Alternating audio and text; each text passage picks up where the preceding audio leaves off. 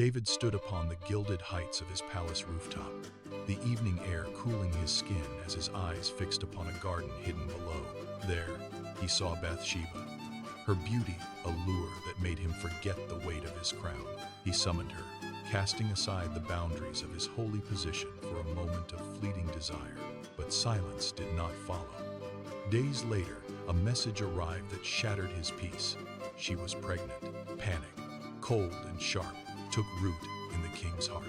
He was no longer a shepherd boy or a hero. He was a man trapped by his own shadow, looking for a way to bury the truth before the sun could rise on his shame. Desperate to cover his tracks, David summoned Uriah from the front lines, urging the soldier to return to his wife's embrace. But Uriah was a man of honor. "How can I rest while my brothers sleep in the dust of battle?"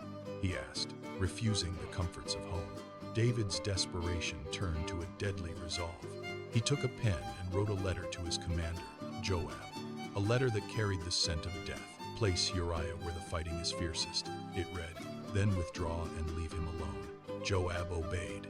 Soon, a messenger arrived with the grim news: Uriah was dead.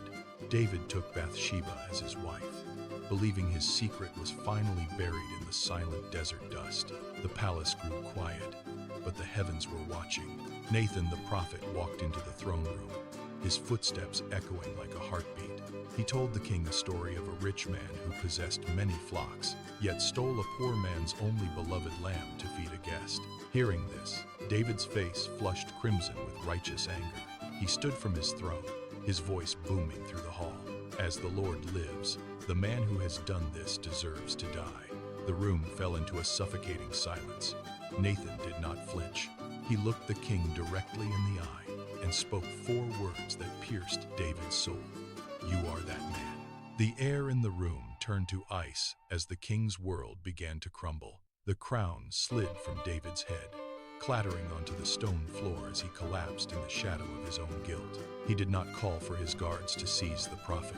He did not offer excuses. He simply whispered into the dust, "I have sinned against the Lord." But the storm of consequence had already gathered. Rebellion rose within his own blood as his son, Absalom, turned the hearts of the kingdom. David was forced to flee the very city he had built.